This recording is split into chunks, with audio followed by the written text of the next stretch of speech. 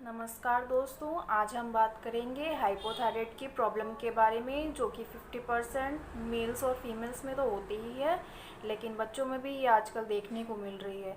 तो आज मैं आपको बताऊंगी कि ये हाइपोथायराइड की प्रॉब्लम होती किस वजह से है, इसके सिम्टम्स क्या क्या होते हैं, और साथ ही साथ मैं आपको इसकी दवाई के भी बारे में जानकारी दूंगी। तो मैं डॉक्टर पूजा टक्कर अपने यूट्यूब चैनल पे स्वागत करती हूँ। तो चलिए शुरू करते हैं।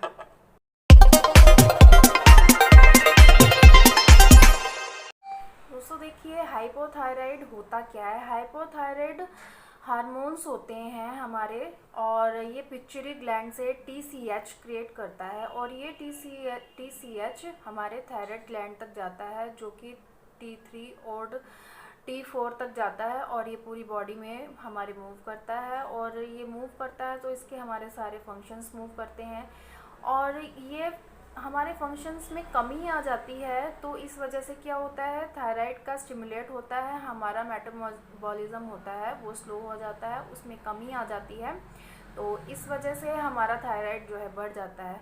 तो दोस्तों, अगर ये 5 पॉइंट से कुछ हो तो ये नॉर्मल की कैटेगरी में आता है, लेकिन अगर ये 7 हो जाए, 8 हो जाए, 10 हो जाए, या इससे ज़्यादा हो जाए, तो इसको हम कहते हैं कि हमारा जो थायराइड है वो बढ़ा हुआ है। और दोस्तों, ये थायराइड की प्रॉब्लम हमारे गले से शुरू होती है, और ये हमारे ग्लैंड्स होते हैं ये बढ़ जाते हैं, जो कि हम साफ तौर पर हम देख सकते हैं कि किसी भी थायराइड के पेशेंट को कि जिसका बढ़ा हुआ होता है उसकी जो ग्लैंड्स होते हैं वो बढ़ जाते हैं, क्योंकि ये जो थायराइड की प्रॉब्लम होती है, हाइपोथायराइड की प्रॉब्लम, वो एक गले से ही हमारे शुरू होती है, और उसके बाद हमारी प्रॉब्लम्स और ज़्यादा बढ़ जाती हैं। तो दोस्तों, अगर हमें ऐसी कोई प्रॉब्लम नज़र आए तो हमें मिनिमम साल में 6 मंथ्स में एक बार हमें इसे चेक करवा लेना चाहिए, ताकि हमें पता लग जाए कि हमें थायराइड की प्रॉब्लम है कि नहीं है। तो दोस्तों देखिए, अब इसके सिम्टम्स क्या क्या होते हैं हाइपोथायराइड के। जैसे कि हमारा डलनेस होना, हमें थका थका सा लगना, हमारे जॉइंट्स में, हाथों पैरों में, यहाँ पे हमारे जॉइंट्स में पेन होना, हमसे कुछ काम ना करा जाना, और हमारे हेयर फॉल होना, हमें ज़्यादा जैसे हेयर फॉलिंग की प्रॉब्लम होना, हमारे इनरेगुलर पीरियड्स आना, जैसे कि कभी कभी तो बहुत ही ज़्यादा आना और कभी कभी तो बहुत ही कम आना, और हमारे मोशन में डिस्टर्बेंस होना, घबराहट होना, बेचैनी होना, चक्कर आना, जैसे हमारा बीपी एकदम से लो हो जाना, और कभी कभी तो एकदम से इतना ज़्यादा हाई हो जाना, हमारा शुगर लेवल पर भी इसका बहुत असर होता है। और हम देखेंगे कि ये प्रॉब्लम, चलिए देखिए, तो बड़ों में तो होती है, लेकिन आजकल ये छोटे छोटे बच्चों में भी होने लगी है। तो छोटे छोटे बच्चों में क्या प्रॉब्लम होती है, तो देखिए दोस्तों कि जैसे उनको ग्रोथ ना होना, जैसे कि अगर छोटा बच्चा है उसकी प्रॉपरली ग्रोथ ना हो पाना।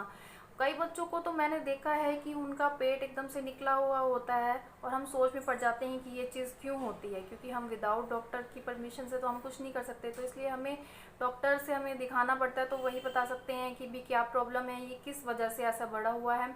और कई बार तो ऐसा होता है दोस्तों, उनकी मेंटल ही प्रॉब्लम सही नहीं होती, उनका ब्रेन ढंग से काम नहीं करता, तो उन लोगों को ऐसा करना चाहिए कि नमक का ज़्यादा अच्छे से उनका सेवन करना चाहिए, प्रॉपर डाइट लेनी चाहिए। तो ये चीज़ें होती हैं दोस्तों। अब हम देखेंगे कि थायराइड भी हमारा 2 टाइप्स के होता है। एक तो होता है जैसे हमारा शरीर इतना फुलावट वाला हो जाता है, थायराइड होता है हमें, और जैसे हम देखते हैं कि हमारे गले से ये चीज़ शुरू होती है, यहाँ से फुलावट होनी शुरू हुई, पूरा का पूरा शरीर हमारा फूल जाता है। और दूसरा दोस्तों थायराइड होता है जैसे हमारा शरीर सूख जाना, तो उसमें दोस्तों यहाँ से नहीं पता लगेगा कि भी हमें थायराइड है या नहीं, यहाँ से हल्का सा ही पता लगेगा, क्योंकि फुलावट वाला जो हमारा थायराइड होगा वो तो गले से ज़्यादा पता लगेगा, लेकिन जो हमारा जो सूखे वाला होगा वो हल्का सा हमें हाईलाइट होगा कि ये थायराइड है उनको, लेकिन उनका शरीर दिन प्रतिदिन सूखता चला जाता है। तो इसमें हमें लापरवाही दोस्तों बिल्कुल भी नहीं करनी है, हमें डॉक्टर को सीधा जल्दी से जल्दी दिखाना है कि ताकि और कोई प्रॉब्लम ना बढ़ जाए।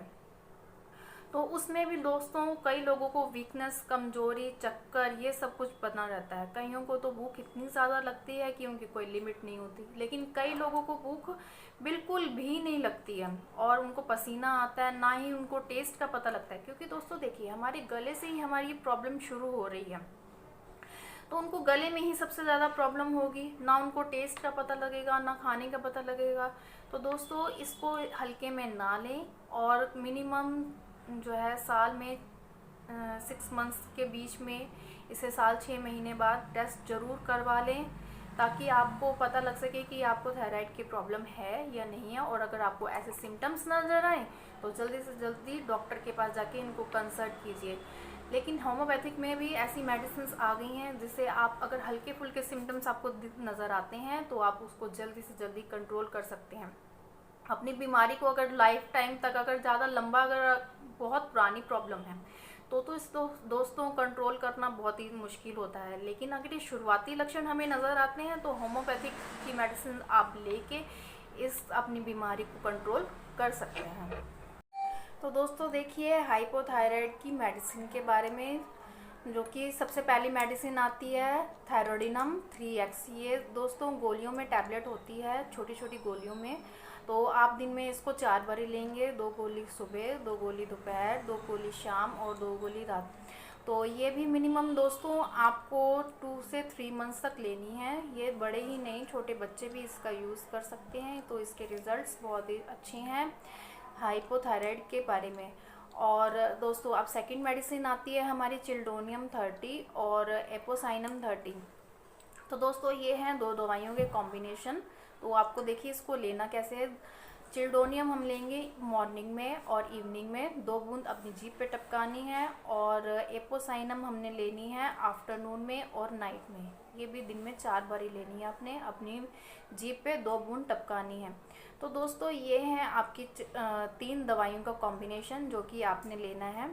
तो दोस्तों देखिए जो थायरोडिनम 3X है वो आपने 5 मिनट्स के गैप में, 5 से 10 मिनट्स के गैप में आपने लेना है। और इन तीनों दवाइयों को लें और देखिए इसके रिज़ल्ट्स बहुत ही अच्छे हैं। और ये भी मिनिमम आपको 6 से 7 मंथ्स तक कॉन्टीन्यूसली लेना है। हम ये देखिए कि भी एकाएक तो आपको रिलीफ नहीं मिलेगा, धीरे धीरे ही करके आपको इसका असर दिखाई देगा। और उसके बाद आपने 6 मंथ्स क्रॉस करने के बाद आपने अपना थायराइड चेक करवाना है। तो आप देखेंगे कि थोड़ी सी कमी महसूस होएगी आपको। तो दोस्तों देखिए ये थी हाइपोथायराइड की मेडिसिन। और जो कि शुरुआती अगर लक्षण आपको नज़र आते हैं इसमें अपने सिम्टम्स के हिसाब से, तो आप दवाई लें तो आपको इसके रिज़ल्ट मिलेंगे। लेकिन अगर आपकी प्रॉब्लम जो है लॉन्ग टाइम से है और काफ़ी सालों से आप इससे परेशान हैं और आप एलोपैथिक मेडिसिन का यूज़ कर रहे हैं तो थोड़ी आपको प्रॉब्लम आ सकती है। लेकिन जिनकी स्टार्टिंग से है तो उनको कोई प्रॉब्लम नहीं होगी, उनकी कंट्रोल में हो जाएगी।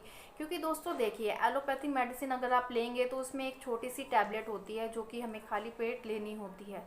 ये तो ऐसी होती है दोस्तों कि भी हमें लाइफ टाइम तक लेनी पड़ती है। अगर हमारा थायराइड कंट्रोल में भी हो जाता है तो भी हमें इस मेडिसिन को लेना ही लेना पड़ता है। अगर हम इसको बंद कर देंगे तो ये हमारा थायराइड फिर से बढ़ जाएगा। लेकिन दोस्तों होम्योपैथिक मेडिसिन ये ऐसी मेडिसिन है, अगर आप इसको छोड़ भी देंगे तो दोस्तों इसका नुकसान बिल्कुल भी नहीं है, इसके साइड इफ़ेक्ट्स बिल्कुल भी नहीं है। तो इसको छोड़ देने की कोई प्रॉब्लम नहीं है, बिल्कुल भी घबराने की ज़रूरत नहीं है। और दोस्तों एक बात और, अगर आप इसके साथ बीपी या शुगर की मेडिसिन ले रहे हैं तो दोस्तों इसका भी कोई साइड इफ़ेक्ट्स नहीं है। अगर आप चाहते हैं कि अपनी बीपी और शुगर की मेडिसिन इसके साथ आप लें और आप इसको कम करना चाहते हैं तो आप धीरे धीरे इसको कम कीजिए, एकाएक ना कीजिए।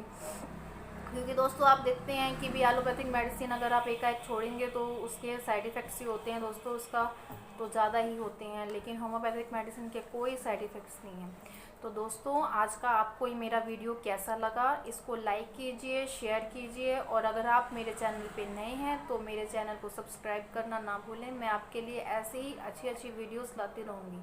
तो नमस्कार दोस्तों।